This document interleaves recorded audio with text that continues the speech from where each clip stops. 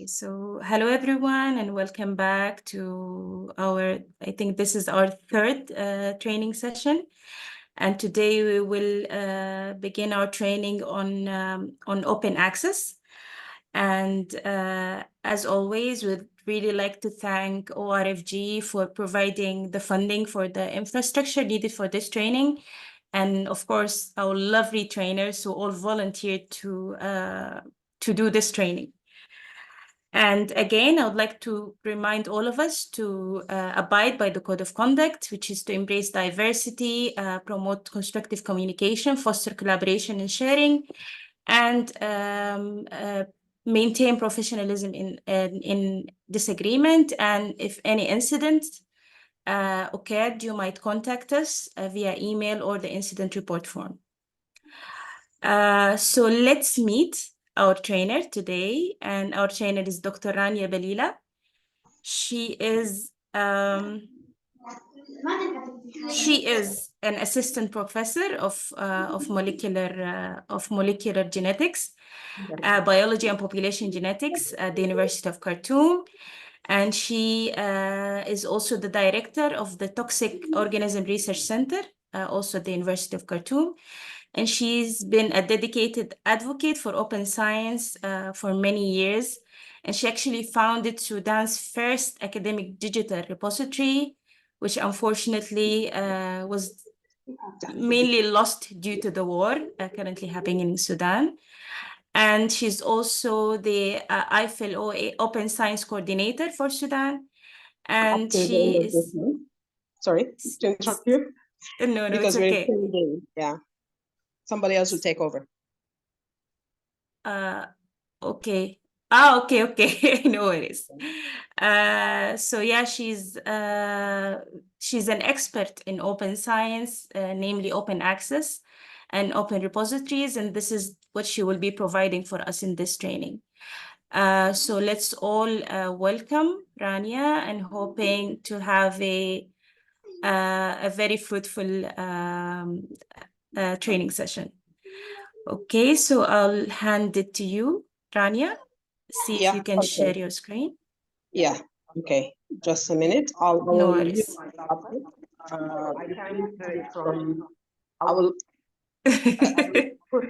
You claimed you claimed your laptop back. That's good. I think so. Yeah, that's good. I think No I will skip this one because I cannot do it from the mobile phone. Okay. Okay, great. I'll make you again a co-host. Okay. Yeah. So can you hear me here? Yes. Okay, thank you very much. I'm sorry for the very, I would say bumpy start. No, it's okay.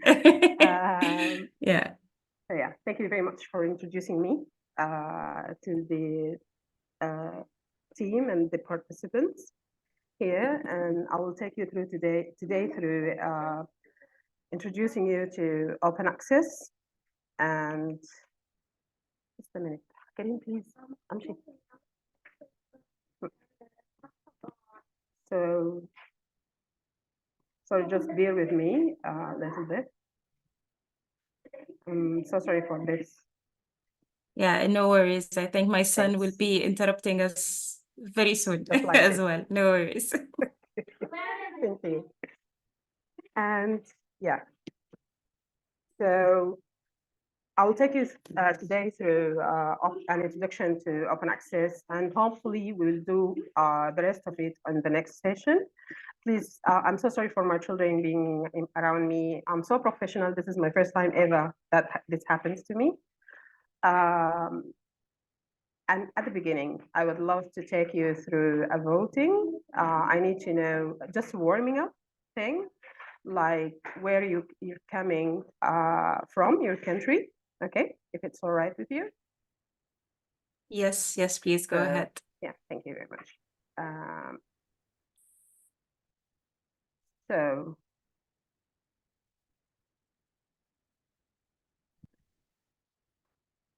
I will share with you in the chat the links for where you can go,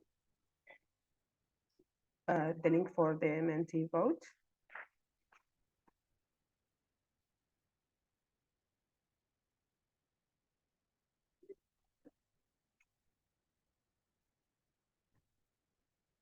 or you can just like scan the QR code. This one, this QR code, and We can't really you see can't. it. Okay, I No. will take you through it. I think if you could so give this, us the link in the chat would be yeah, better, sure. maybe. I will Yeah. do it. Yeah, sure. So this is the link. Please go there and use this code. I will take it. I will. It's 770 to enter the vote itself. 5479. So just put this code in, and then you will be inside to check to choose your country or where you're from.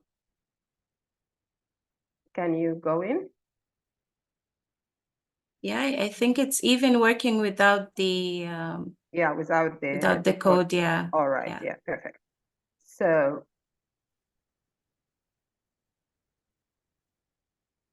Good, Rwanda. okay, perfect. So let's check the results. I will go and have a look at the results. Kenya. Okay, it's coming in. Yeah, great. that's really nice. Yeah, I like it actually. Yeah. Menti is a nice open platform that you can use It's good. yeah, you can use to like warming up, like having interactive responses, like communicating with people from different countries in the That's same really time. nice. Yeah, it's a nice one. I love it. Yeah. So it looks like we have only 4 countries Yeah. represented today from the list, and I actually used the list you've provided for demographics of the Okay, participants to create my list. That's Okay. nice. That's nice. I So think we have more people in the call, but I think they'll probably be using their phones, so it might be difficult, yeah, for it's them to easy. You know, access I it. tried it using in the phone as well. Okay. Yeah, it should be easy. So maybe I give you some more time. Yeah. To like, So please, everyone, could you go to the link and select your country? And if you have a problem, just let me know, and I will help you through it.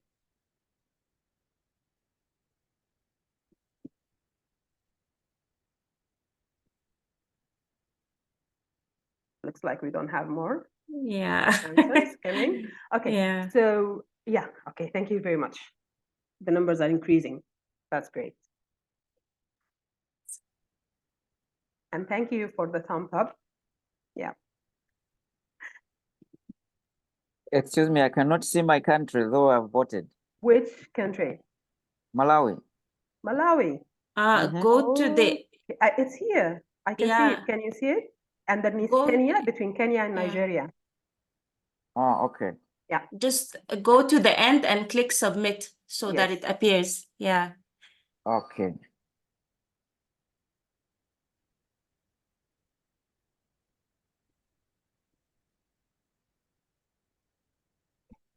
Submit.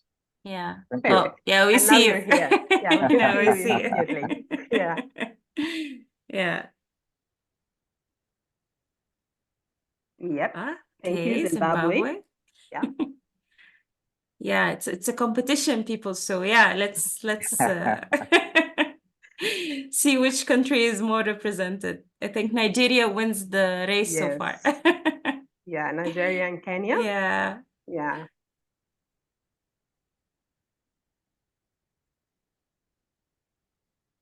Okay. So this is a good thing to start with, I think. Now I am sure for the rest of the session, we can use Menti without problems. As you have seen, it's easy to use, interactive, and you can see live. Yeah, love it. I love it so much. So let's go back to my whiteboard and move on. So we have voted here, and we will come back again to Menti a lot of the time during this session and during next session for a lot of questions and answers. And I will take you through my presentation now, presentation proper about open access. And we will continue to different principles, and we will see how it goes and how do you feel about it afterwards.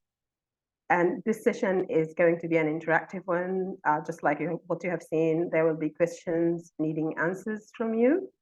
And yeah, just stop me whenever you feel you need to know something or that something is not as clear as you thought it should be.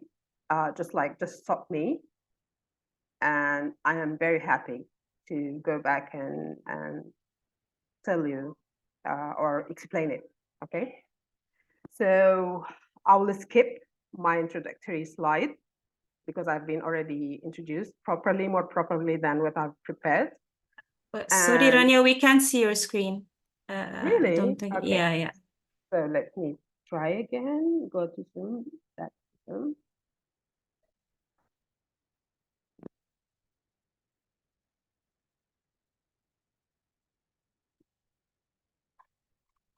Let's share my screen. Yeah, it took me out, I don't know why.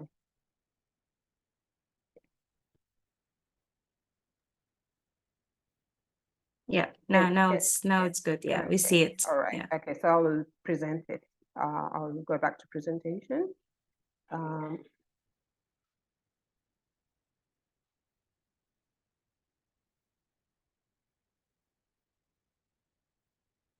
Okay, now? Yes, perfect. All right, yes, perfect. So I will skip my introductory slide and take you through definitions and history. Just milestones, I will not take you through the whole history about open access. It's just like a brief history and a brief definition. Using the Foster definition, open sciences are practices of science in such a way that others can collaborate and contribute and reuse what you have produced, okay? And open science has different disciplines. I will not go through them because you definitely have a lot of information by now about them, and you will have more during the next sessions. But what I'm concerned about today is open access, the one here, and about its roots, and about how can your presentation be an open access presentation, okay? Or your publications or your intellectual output itself, how does it become an open access content, okay, available for others to use and reuse and attribute to you at the same time and or share alike. In simpler terms, open access means that your intellectual output should be free to access, okay, or have free access to information to others, the readers, the community, everyone, and it should be unrestricted. There should be unrestricted use of the resources for everyone, that anyone can use your intellectual output, conditioned that they attribute you, okay, or attribute the author if the author wish them to be themselves to be attributed, and it can be shared alike. It could be parts of text, it could be data sets, it could be software in like the free sources, just like the one we have just used, the Menti. It could be an audio or a video or anything. So it could be in different forms and formats. And to be openly accessed, a publication to be defined as openly accessed, it should be freely accessible, no cost to the reader. The author might pay or might not pay depending on where they come from and whether they have funding or not. So if you're an African living in a least developed country, you could be one of those who have wavering schemas.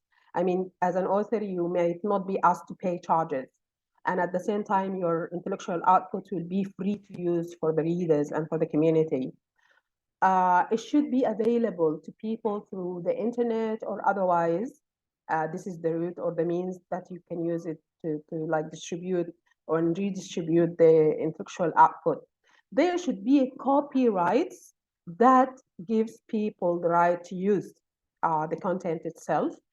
And people, when using or reusing the intellectual output, should properly attribute the producers or the authors. And the output itself should be deposited in at least one open access repository. And I will cover repositories later on in the other sessions about open repositories. So these are the 6 main characteristics of an openly accessed or accessible intellectual output, no matter whether it's data sheets or data sets or publications or audio or text or whatever. And the most important conditions to be satisfied are 2. It should be free, irrevocable, worldwide right of access. There should be this condition number 1.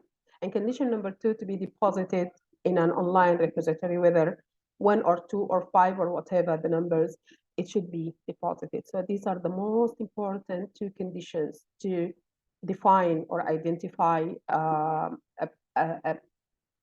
output as an openly accessed. Up to now, is it all clear, or are you okay up to now? Hello? Yeah, can you I hear think me? we have some. Let's proceed. Yeah, It's Okay. that's good. All right, okay. So historically speaking, this movement is very old. It's a movement. Open access is a movement that started in the 1970s, proper in the 1980s, in means of self-archiving. People were self-archiving their work. And the scientists who started this were basically from physics backgrounds. So they started in the 1990s to create the archive.org and other repositories. And it was basically physics. And then in 2003, 2 main initiatives had appeared. And these were the ones that boosted the movement itself. These were the Bethesda Statement and the Berlin Declaration. And if you go to Berlin Declaration and look at the content, the basic content in that is our mission of this disseminating knowledge is only half complete if the information is not made widely and readily available to society. So this is the main idea. If you are using the taxpayer money in Europe or using your governmental money in Africa, a lot of African countries, to produce research and outputs, by default, people who had paid the money should have access to the information produced. This was the basic idea behind open access. In addition to looking at historical records of towering prices for obtaining journals, librarians have started to complain that scientists from the universities or from research centers are producing the materials that have been published by firms and publishers, and that the publishers retain the copyrights and sell the articles back to the universities in the means of journals and publications. So the university is producing the resource itself and rebuying it from others. Those are selling it. And at that time, the prices of the journals had started to become very expensive for the universities to buy them. And librarians and scientists were saying, okay, we have produced this. We wanted people to share it. We wanted people to use it. We wanted people to reuse it in every part of in the world, and that we don't like it being sold like that. This is the start of the open access movement.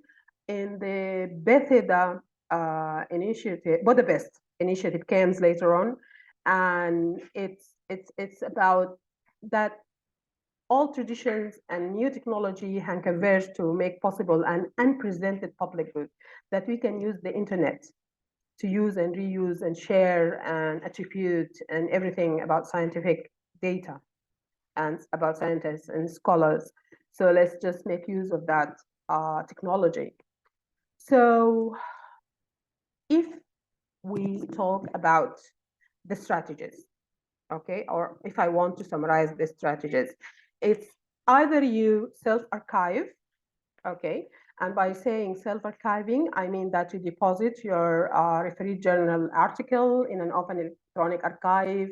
You can use different types of tools and assistances to do that. There are standards. There is an open archive initiative that shows you the standards, and there should be optimization for the data you archive all the time, for search engines to find the content itself. And to know more, I'm not going to go into details about this. Everything of this has a lot of details to take you through. I'm just giving you headlines here. Optimization normally are done by IT people and by people who knows how to optimize the metadata and the platforms themselves and things like that. So what you have to do as a researcher or an intellectual output producer is to upload what you have produced in an open access repository, but that also should be done using certain sets of standards and regulations and to license the content itself. And you need to know the obligations. Like, say, for example, you got funding from an agency or from a funding body that has their own regulations when you publish their data.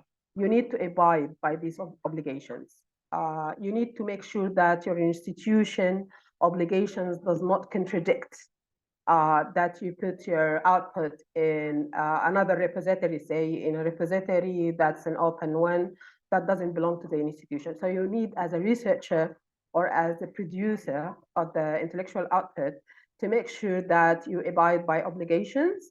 Like also, if you produce the data in certain countries, they might be obligating you to not upload this type of data because of, say, for example, security reasons or whatever.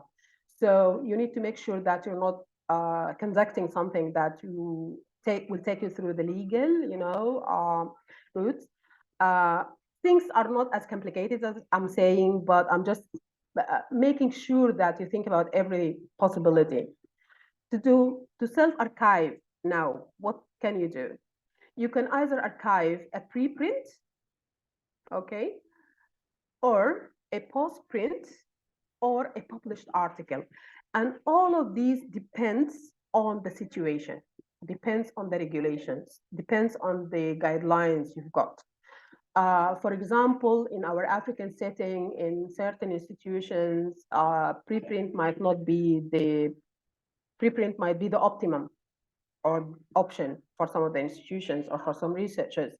For others, it's a postprint after having read all the TNCs of the publisher, for example, and abiding by them. The published also can usually only be shared if published by a gold open access or hybrid journal. And I will show you what I mean when I say gold or hybrid.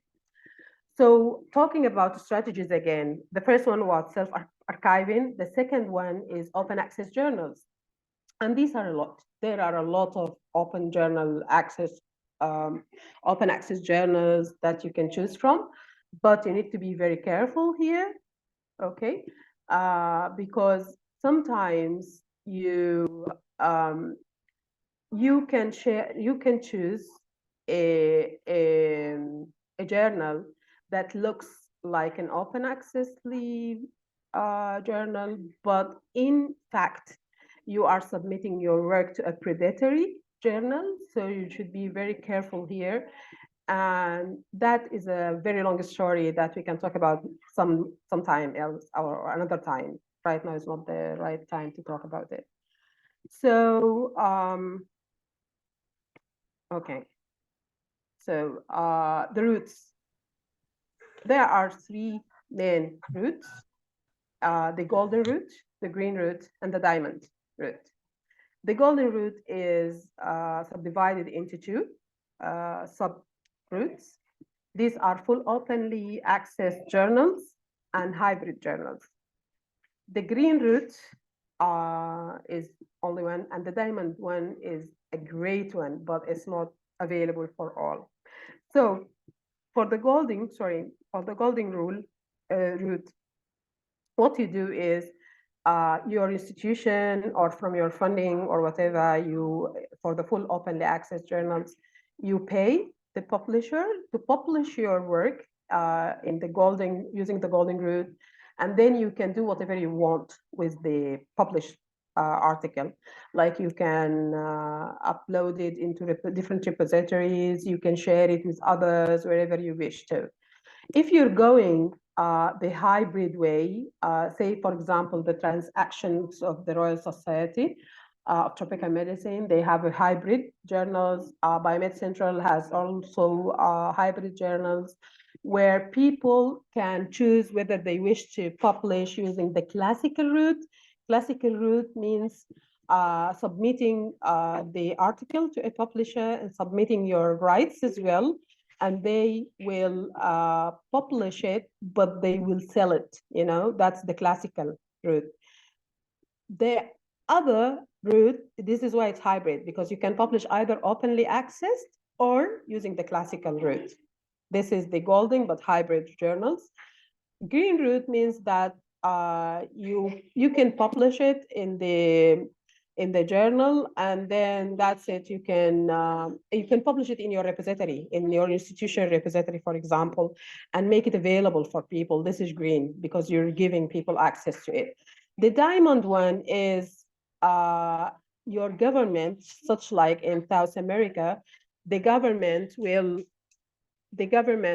pay for you for designing or developing the repository and for the articles to be published, and then neither you as an author nor the reader will pay to access it. There is no paywall here.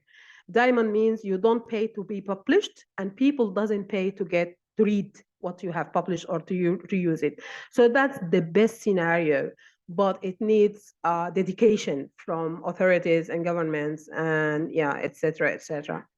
So these are the routes. I've been talking about paying and paywalls.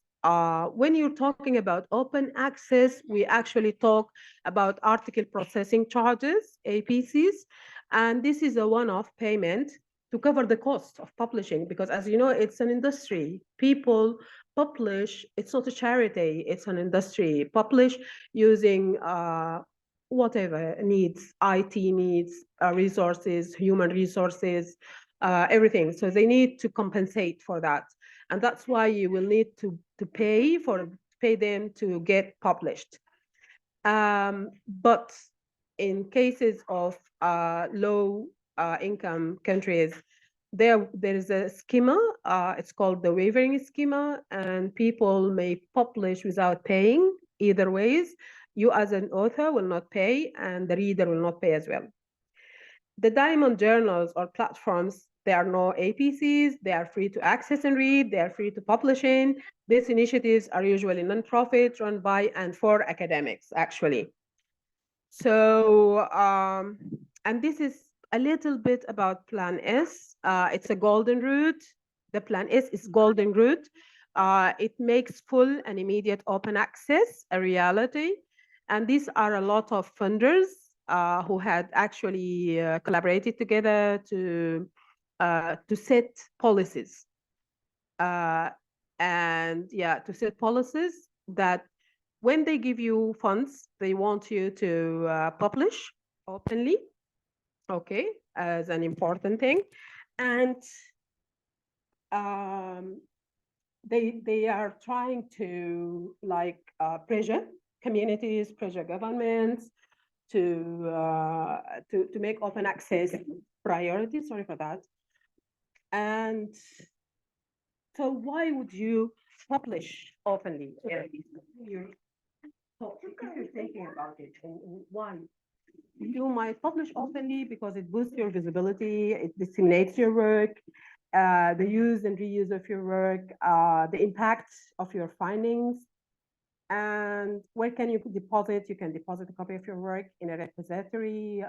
It might be your institution repository. It might be a public one like Africa Archive, like Zenodo, like other types of repositories that I will take you through our next sessions. And what can you do to maintain the good work and to also to control what's going on as well? You need to be very aware of your rights. you need to use the license, and I will take you through that in this session. And you need to organize your rights, okay? So I will end this presentation or this part of the session by saying that the future of science is open. So yeah, that's an important one. And I will stop sharing now to take you back to know whether there are questions about this part, to discuss what's going on here, and then I will move on to the next part of the presentation. So any questions? Anything that's not clear enough? And I apologize for the mess. No worries. No worries. Don't worry at all. So if you have any questions, you might, first of all, thank you, Rania. That was really amazing. So if you have any questions, you might post them in the chat. Okay. And now I will 'Cause move to the part two, I think, yeah, maybe. yeah. To make use of the time. Yes, because I don't see any question. I think everything was really clear. Okay, thanks. That's great. Okay, so Oh, we have one question, Rania. okay, yeah. From Thomas, and he says, are open repositories the same as journals? Okay, no, they are not. Open journals are journals that publishes articles only and intellectual output, okay, in means of articles. But in repositories, you can publish everything, anything, basically. Like I can design a graphic and post it in my repository. In the repository, I can produce a video in the repository, put it in the repository for use. It could be an article, data set. Say again, please. I can't hear you. I think Somebody's it's just talking. I think it's just an interruption. Yeah, no worries. Okay. So a repository is like if you have, if I'm using something from every day, like example, a repository is like a cupboard. You can put anything. You can stock your clothes in there. You can stock your shoes as well in some parts, and your bags and everything. So you can use a repository to deposit audios, videos, text data, articles, preprints, just name it, whatever you have produced. Your presentations, for example, you're doing a lot of PowerPoint presentations, and you do it, and if nobody uses it, it's just there, you might lose the laptop or whatever. But if you deposited it in an open access repository, then it will be available for people to use it later on. Is it clear, Thomas? The difference? Yeah, it is clear. Thank you. You're welcome. And I will go in deeper details about repositories during our third and fourth sessions. Okay, these ones are dedicated for repositories. We have another question from Daniel saying, how does the diamond category cover the cost of publishing if everything is free? Yeah. In the diamond one, the model, governments are taking care of it. And and organizations as well. But the main funder is the government. Say, for example, the CLO. Do you know the CLO? The CLO Brazil, the database. Have you heard about it? I will share it with you. Yeah, not really. Okay, I will show it to you. Just a minute. I'm going there. Can you see it? This? Yeah. Okay. So this is a database that has content from Argentina, Bolivia, Brazil, just name it, South American countries, all of them. And this initiative is actually funded by the governments. And whatever is published in CLO is actually diamonds. So the government pays the repositories and the journals and to deposit the intellectual output that has been produced by researchers from these countries for free. So all maintenance or all costs is actually paid by the governments here. And this is diamond. Okay. Hello. Yeah, I think okay. it's really clear. We have another question. Let's go ahead. Is there a difference between open repositories and open access? Please explain. Okay, both of them are part of open science. Okay, open access is a movement, and it started by scientists and librarians as a result of like contradicting the high costs of published journals to buy journals for the universities and research institutions. Repositories are platforms that where you can upload the intellectual output, whether it's an article, data set, video, audio, or whatever type of output. So this is the difference between them. Looking at the open access as a movement, it's part of the theory and the history behind repositories. Looking at repositories is, as I said earlier, it's a platform to showcase your data and output, and it needs IT people to be there. It needs people to develop the platforms. It needs librarians to train people on how to use or deposit in the repositories themselves, etc., etc. So this is basically the difference between them, but both of them are part of open science. Because if I take you back to my first, I think it was my first proper slide, it shows you this one. If you go here, can you see this one? I will make it bigger. Yeah, we can see it. So in this one, open science is composed of open access, open data, open reproducible research, open science evaluation, open science policies, open science tools.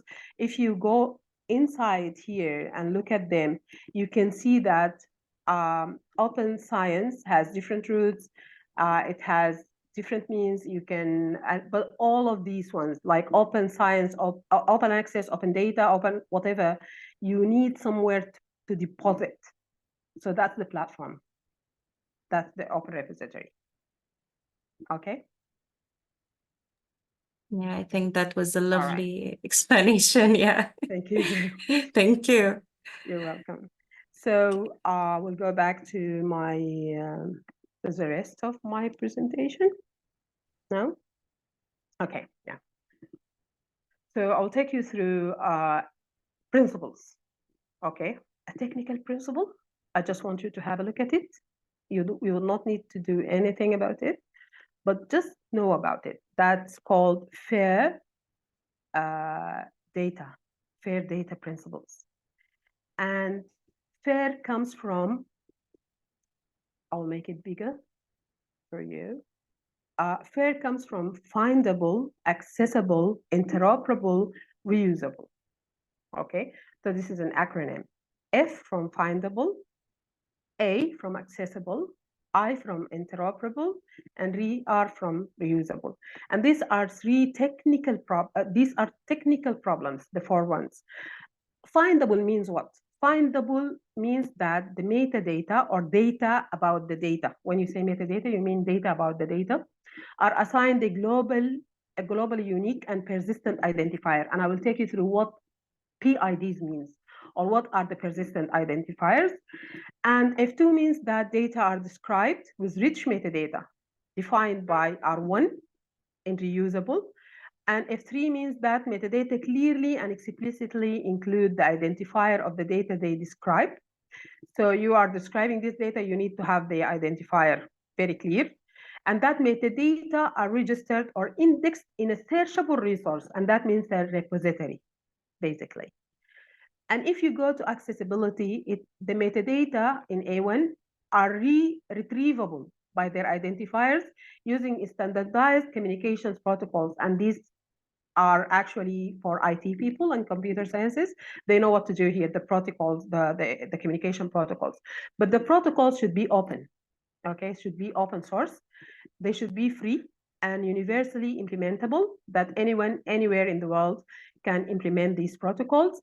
And the protocols allows for an authentication and authorization procedure when necessary, and that metadata are accessible even when the data are no longer available. And this is very important part, actually, A2, because you might know that everything that you put online might be available now and live, but it might decay. And after a while, something else will come up. Something else will be the trend, you know? But if you have a persistible identifier, then you can retrieve that item, even after decaying, even after this technical decay that happens online. If you go to the third principle, it's interoperable. And that means metadata use a formal, accessible, shared, and broadly applicable language for knowledge representation that everyone, every robot or machine can understand. Metadata use vocabularies that follow the FAIR principles. They are fair, findable, accessible, interoperable, reusable. The vocabulary itself. And the metadata include qualified references to other metadata. So there should be data about the data about the data that mentions, you know, like wherever you go, you can find data. Nothing is mysterious.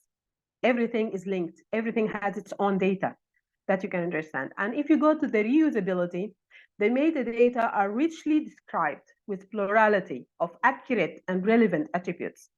They are released with a clear and accessible data usage license. And I will take you through licensing. You should have a license for your output to protect it, to dictate how people can reuse your intellectual output. Okay, the metadata are associated with detailed provenance, and the metadata meet domain relevant community standards. So if you're publishing, say, in ArchiveX, you need to meet the community standards. If you're publishing in Zenodo, you need to meet the standards of the community. So these are the FAIR principles. And they are so technical, as I said earlier. You just need to be fair. You need to know about them, to know that there are other people taking care of it, but you need to know about it. And I told you that I will take you through the PIDs, the persistent identifiers. And here I love to let you just watch this video with me. Okay, I will make it bigger for you to watch it full screen. Can you hear it and see it? We can see it, but we can't hear it. Really? Yeah. Yeah. Can you see here now? No, No. not yet. By facilitating Like the use this? of Now, yes, now yes. PIDs. PIDs I will help restart fair it then. so that data Okay.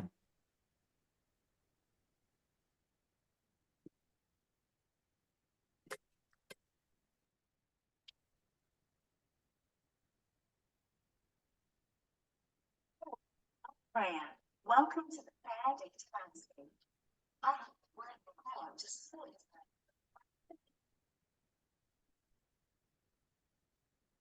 The sound is not very clear, not working? unfortunately. No. Like we can see it, but we can't hear the sound. Okay. Then I will share it with you later on in the Okay, resources. perfect. Yeah. Perfect. So basically, PIDs are just a minute. Okay. Can you hear me? Can you Yes, hear we me? can. Yes, Okay, yes. okay, then. Okay, I just wanted to make sure. Okay, so basically IPDs are identifiers like the ORCID. Are you familiar with ORCID? Yes. Yes, all right, that's great. How many of you are familiar with ORCID? If you can let me know. I think you am. could put a thumbs up, yeah, or you can just unmute. Yeah. Okay, Hafsa, I think Thomas. Yeah, Daniel. 3 raised hands. We also have in the chat, Okay. Aminio. Yeah, so I think that's good. That's perfect. Yeah. Yeah. This is a persistent identifier. This is your personal or institutional persistent identifier. Who of you, I'm quite sure you know DOI, the DOI. Wherever you have an article, you will find the Yeah. DOI, the number. This Mhm. is also an identifier for the article. So now we have an identifier, personal for you, and one for the institution, maybe the ORCID ones. You have a DOI for the article. Okay, so now I can like join the article with the institution. And when you publish in the recent times, the publishers might ask you about what is your ORCID ID, because they want to link the article to your ORCID ID. And here we are linking the DOI with the ORCID. And then we've got the ROR, for example. The ROR is for the institutions. Can you see my screen now? Yeah, yes, Okay. it's clear. Yeah. It's clear. So the ROR is for institutions. So they can like link your institutional ROR with your personal ORCID, your institutional ORCID with your document or article, DOI, and now you have a persistent identifiers linked together. And whenever we want to retrieve any data about these entities or identities or whatever, we can like retrieve it very easy because we have IPDs. You understand what the IPDs now? The PIDs, the persistent identifiers.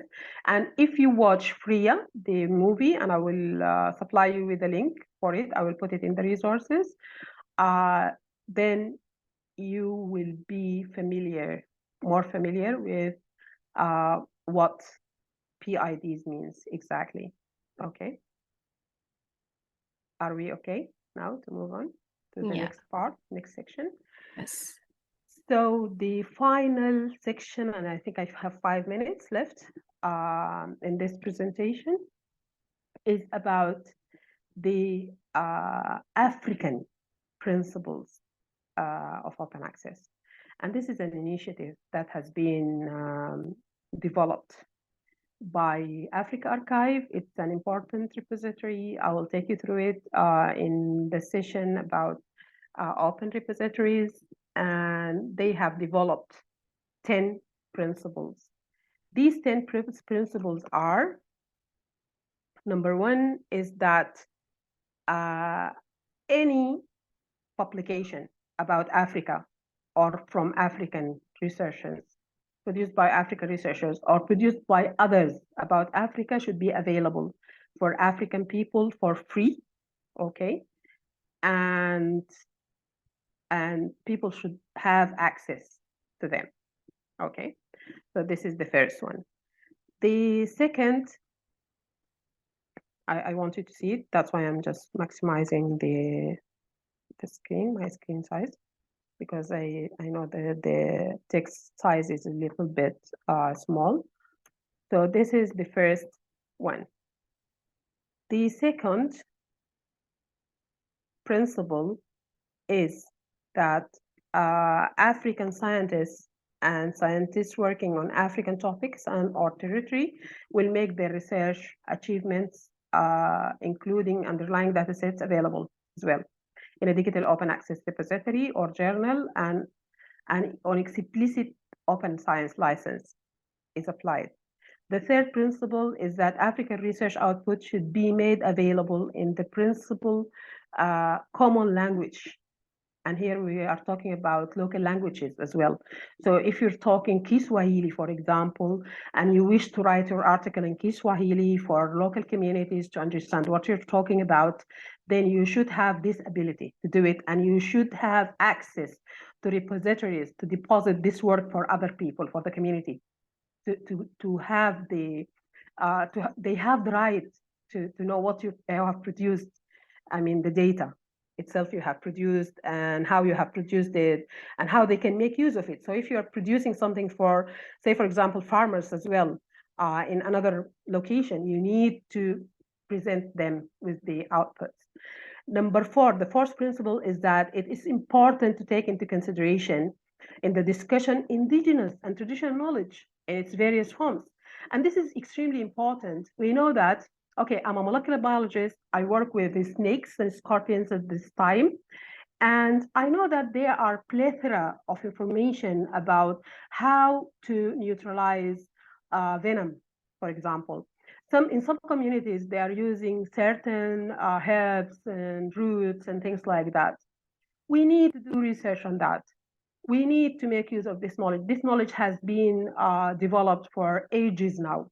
So let's just confirm scientifically and have scientific evidence that this works and go forward. So this is part of it, that we need to embrace our indigenous knowledge. And this has actually to do with the care principles. And the care principles of indigenous people have been developed by Carol et al. In 2020, and they have these four main concepts. They are about collective benefit, they are about authenticity, they are about responsibility, they are about ethics. Okay, and you can go and have a look at this in details later on. So open access also calls for you to be fair, just like as mentioned earlier, and to care as well. Okay, give authority to control to indigenous people. Be responsible, be ethical, have collective benefits, not just go and collect data and produce intellectual output that you publish for your name or for promotion or for whatever. Give back to the community.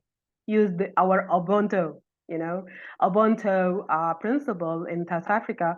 It's a brilliant principle, African-based principle. So let's just be Ubuntu. I am for you and you are for me. Okay. And the fifth principle in the African principles for open access is that it is necessary to respect the diverse dynamics of knowledge generation and circulation by discipline and geographical area. So mathematicians might not reproduce as much publications as biologists, because they are doing theoretical, for example, science, and they might not need to produce that much of information, publish it like that. People from medical background might do more reports, short reports, than original research articles and things like that. So it has to do with the discipline and the geographical region as well. I am an African. I used to work in Sudan. I don't have proper funding for doing research. My generation living in Europe or in the States has much more resources and access to conduct research and to publish. So these are geographical differences. It doesn't mean that I'm a lazy person. It means that I don't have enough resources, for example, to do what they can do. The sixth principle is that it's necessary to recognize, respect, and acknowledge the regional diversity of African scientific journals, institutions, repositories, and academic systems. There is this bias between the North and the South. If you're coming from the South, people will, South doesn't mean geography, by the way, because South Africa is part of Africa, but it's not South. Australia is part of the geographic South, but it's not South, but we need to neutralize this. We need to look at different cases, case by case, evaluate them case by case. Not every journal that comes from India is a predatory journal. Okay, so we need to stop stereotyping. We need to work properly to understand and to respect others. The seventh principle is that African open access policies and initiatives promote open scholarship, open source, and open standards for interoperability purposes. And this is, I think, very clear. I'm not going to go in depth because also I have skipped 2 minutes in my time. Multi-stakeholder mechanisms for collaboration and cooperation should be established to ensure equal participation across the African continent as well, that everyone has the same chance to produce research, to share and care in a fair way. Okay, economic investment in open access is consistent with its benefits to societies on the African continent. So it doesn't mean anything to me to like invest economically in a research project that the output of it will not benefit the communities. So we need to focus on that.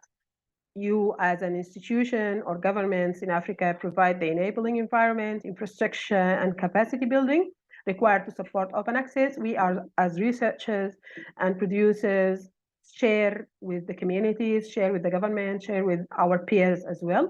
And the 10th principle is that African open access stakeholders and actors keep up close dialogues with representatives from all world regions, namely Europe, America, Asia, and Oceania. And I think by this slide, I will finish my today's presentation. And I will continue later on the rest of the principles in our next session. So if you don't have a question, please shoot. First of all, thank you, Rania. I think you've put your hand on bleeding wounds that all of us in Africa, like working in academia and research in Africa do have, especially the fact that you don't have the resources that the global north has. And so by default, you will have less productivity. And that doesn't mean that you're not a good scientist. Exactly. And yeah, and this is a stereotype that I think we should not wait for the global north to change their mind, but I think even us in Africa and the global south need to change our mindset. And this is what I keep telling my students, and even here the trainees, like, we're not that far behind, and we have to convince ourselves that we are not far behind, and we can do it. We can even do it better than many people in the global north if we had the resources. And I think also commenting on one of the things you've mentioned is that because research outputs are so precious in Africa, like you put so many personal resources into it. So I would understand, for example, people being hesitant to publish a preprint, for example, because they've worked so hard in this publication and they would not like to jeopardize, for example, it being rejected by a journal. So this is one of the things that at AREN we're trying to address and understand, and make the global north understand, because we've been through many communities where they say, oh, Africa is not picking up in the preprint movement. And I keep telling them it's because maybe preprints are not for Africans, especially those with limited resources. So thank you very much. I was very happy with the presentation, and I can see in the comments, people are also happy with the presentation. And yeah, I think I've talked too much. Maybe I'll open the floor for comments and questions. Please shoot, Yeah. ask, comment, anything. And if you don't have a question, I actually have a question for you. Yeah, great. Okay. Yeah. So yeah, I will take you back to Menti. Okay. Just a minute.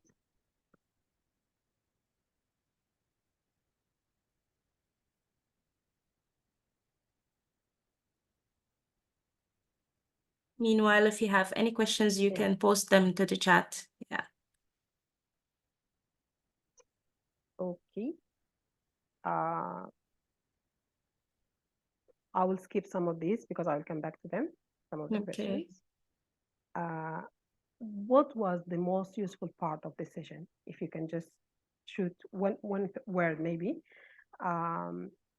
If you go to Menti again. If you could share the link with us. Yes, sure. The same link, the earlier link. Oh, okay, the same link. Yeah, you just go there, you will find the question has changed. Okay, let me post it again because some people joined. Okay, No thank you very problem. much. I'll post it. I'll post it. Okay, it and the code as well, please. Okay, Then, yeah. perfect. Thank you Yeah. very much. Okay, so I've posted the link to the chat, and here is also the code. Okay, let's all go there and answer the questions.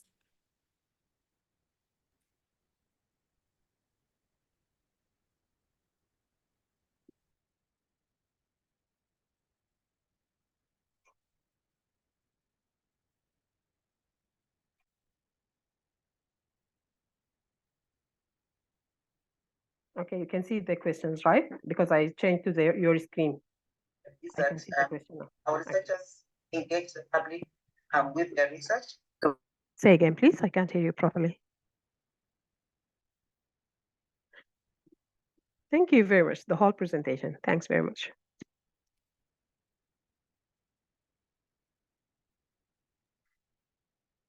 Hello, Lames. It looks like Dr. Banjo has the hand raised. I don't know if Okay. Okay. Yeah, go ahead. Go ahead, please. Hello, good Hi. evening. Good evening to you. I think Hello, how I Dr. Banjo come, on the line. I think Dr. Banjo on the Nidal, line. if you could give Dr. Banjo, and then we'll go back to you, Nidal. Okay, thank you so much for the presentation. There is a part, like you said, the bleeding wound that you have touched. How do we resolve the issue of funding in the global south in order to do good science? Exactly. Yeah. Because the problem of this reproducibility of the thing is good science. And once you don't have fund, most of us, you fund your research from the pocket. So how do we solve the problem? How do we go about it so that we can do good science? Thank you. That's my question. You're welcome. Thank you. Very good question, actually. My personal view is we need to convince our governments. We are rich, by the way. Every single African country is a rich country. We don't need funding from outside countries. We need to convince our regional regions, our governments, our businessmen, for example. We live in a region where we have some of the richest guys in the universe. So maybe convince them by answering questions that actually are their problems as well at the beginning. For example, in my country, in Sudan, there is this problem of scorpion stings. It's not a global issue. People are not interested in it. They will not fund it. If I write two proposals, one about snake bites and the other about scorpion stings, my snake bites, one will get funded by Wellcome Trust, by whatever, but my scorpion stings will not get funded. Although in Sudan, the biggest problem is scorpion stings. So this is a local problem that needs to be solved, and that has to do with the community itself. What we do is we go to the businessmen, tell them about the problem, that your children are dying because of that if you can help doing something, then we can help conduct research, and then we will produce something that will help you back. And this had actually worked for a very long time before the war erupted in Sudan. For example, for simple things like field work, we don't have a car. We cannot travel to the areas, the affected areas. And when we reach the businessmen, they will provide us with cars, with the oil, with the everything. And we started building on that. And now we have a very popular, research group. And if we reach anyone, they will definitely support us. So we started as businessmen and moving to the governmental level and things like that. This is how I see it. These are our problems. We need to solve them. But if it's a global problem, then just let's compete. Let's write better proposals. Let's seek what we deserve. Like other researchers everywhere. Let's collaborate together. Maybe if you're in Kenya and say East Africa, or if you are in West Africa, there are shared problems between the countries. So maybe we can collaborate together, produce better research using better resources, like more resources. Okay, so this is how I look at it. But maybe the other panel have other opinions. So let's just hear from the rest of you. All of you are experts. Yeah. If I may, I think I agree with you 100%. At Africa, we have the always the habit of waiting for people to come to us. We're usually like expecting people to automatically know the importance of what we're doing. But I agree with you 100%. You have to be proactive. You have to fight for what you believe and produce evidence. It's a difficult route, which maybe people in the global north wouldn't really have to go through, but this is Africa. This is Africa. We have to work with the community that we have, and we have to be, you know, insistent and vigilant. And as Dr. Rania said, like try to look at the problems in a way that would interest the funders. Then maybe we could get it. And I think on a global level, in the recent years, actually funding for global funding for African projects have increased tremendously. Yeah. People are starting to see that, oh, Africa is a big continent that is very diverse, that we need to study. Because at the end, like whether the end product of your research is a tool or is a drug or is whatever, the end user, a big percentage of the end users are Africans, because we have, I think, the world's largest population growth rate. Yeah. So they're starting to figure that out, and they're starting to allocate more funding to African research. But as Dr. Rania said, we have to be competitive. We cannot write a bad proposal and then expect that we get funded. So I think this is also something that we need to work on, is proposal writing, good proposal writing. Exactly. I think you can do this, by the way. Maybe you can do sessions training juniors on how to write proper proposals. Exactly. This is what came to my mind. Yes. Yeah. The other thing is just a comment about what's going on and openness and things like that. By the way, Africa is leading the way in the world. Yes. And this is the fourth revolution, you know.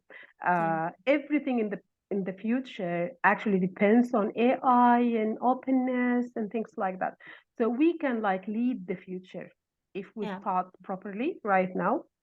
And and people are actually reaching out to us. For example, I edited last year a book about Open Science Africa, if you have seen it.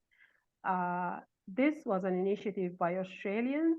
They were looking for somebody to collaborate with them, and they reached for me. Because we are actually leading this, you know. So we need to like believe in ourselves as Africans that we can do it. And you can do it. Everyone can do it. Yeah, and this is the fourth revolution, just like let's grab it. Let's lead it as Africans, and you can do it. Yeah, sure. So if there are no other questions, I will take you back to the results. Let's check the results. Sorry, Rani, I think Nidal had a question. Oh, okay, yes, sure. Sorry. Sorry, Nidal. By the way, sorry to interrupt, but for everyone else, if because we're going over time, if you have other commitments, you're free to hop off. But we would love for you to stay and enrich the discussion. Okay, Nidal. Yeah. Yes. Good morning or good evening, according to your times. But I just want to highlight something, because we have a research about funding problems in Africa. And one of the findings that we find it, and I thought it was only a problem in Sudan, but I was observing that no, in all African countries, that the problem of funding is in different level, in personal level, that feeling lack of confidence of selecting an appropriate topic that can be published, and it's fit to the global and into the international interest. and the other level is the institutional, that they lack their support from their institute. Even their the rules and policies for funding from the institute is not clear, and it depends on your network. If you have a good network with the above seniors for you, you will get funded. You will be included in research groups. But if your network is small, you will face problems getting funded in your institute. And also, I think it's lack of awareness that we didn't teach or combine this knowledge of openness and sharing knowledge within our generation. So we find that there is a gap between generations in delivering information and the way that they reach what they have achieved or accomplished. And I think one of the problems that I face it myself, that in publishing and in funding my research, that I have delayed my work because I didn't find fund. Regardless, however, that I'm working in a topic that it seems interesting, but I think also it depends in your network. So I think it's different problems can be solved by raising awareness among generations. So it can be easily for the coming generations to find the way. Because one of the things that I think there is no clear way or a path to put steps on it. So you have to learn by yourself, and you have to create and fight to find your steps and a solid foundation to build your career on it.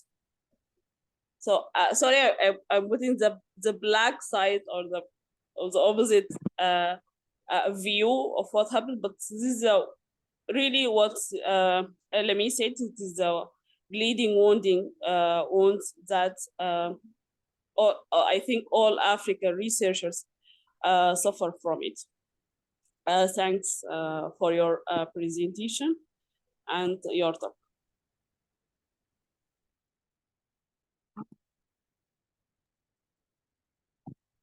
Yeah, I think what you said, Nidal. Rania, we can't hear you if you're talking. No, I'm not talking actually. Okay. I'm thinking. Yeah, Okay, sorry. yeah. I think what Yeah. you said, as you said, it is the dark side. But I think, as you said, we have the chance to change it for the future generations. And this is what, at AREN, what we're trying to do, especially for open science, is we skipped talking to, we hopefully would like to talk to stakeholders and policymakers. But at this point, we feel like this would take so much resources and time to convince them. So this is why we decided that we start with the grassroots researchers, with the people who are doing the work, okay? So then this, like, eventually these will be the leaders. Like, all of us, all of you will be the leaders and the policymakers and the stakeholders. So if you have that from an early stage, and even I think someone also mentioned it in the comments, even having it at the undergraduate stage, this would be, I think, the optimum way to go to change, to like feasibly change the future. Yeah. So I think we took a lot of time now. I just want to show you your answers to my question. So I will just share it with you. Okay. If that's okay with you. Yeah, definitely. Okay. Thanks very much. Okay. So these are the answers to what was the most useful part of the session. And I thank you so much for that. And yeah, I hope to meet you in the next session, maybe. And thank you for having me today and for staying 22 minutes more. Okay. No, thank you, Rania. Yeah. Thank you, Rania. It was a beautiful presentation, and you hit on many important things that we need as Africans. And I'm really excited for the next session and the next session and the next session. Thank you very So much. Okay. thank you Yeah. all very much, and thank you for staying overtime for you, the Yeah. trainees, and Rania. Thank you very much. Thank you. See you on the next session. Okay. Thank you Bye. so Thank you much. very much. Bye. Bye bye. Bye. Right. Thank you. Bye. Bye. Thank you. Bye. Yeah, I think there's a question for me and you, Emmanuel, is that if we can include the grant proposal writing in this program. I think it's something maybe not in this program, but it's something that we definitely should consider in the future, doing some training on, even though it's not open science oriented, but it could be linked one way or another, I think. Yeah. Yeah, and I think in Africa, there are organizations that have been organizing trainings around writing grants to like research for life. So Yes. I think Maybe we can share that resources with yeah, everyone. I'm Yes. getting the Yeah. link right now so that they could just go. Yeah. I think they have useful resources that you can use, and I've been following them for a while now, and they organize these trainings on writing grants and proposals sometimes. So it'd be a Okay. good organization to follow and then look at what they are doing. Yeah. Maybe I think you could post it to the Slack channel because many people have left the meeting. Yeah, So yeah. or maybe even like when they watch the recording, they would know it. Yeah. Yeah. Okay. So thank you, everyone. And thank you, Rania. That was wonderful. I think we could end the meeting now and see you on the next training. Thank you very much. You take Thank care, you. everyone. Bye. Thank you. Bye-bye. Bye. Yeah.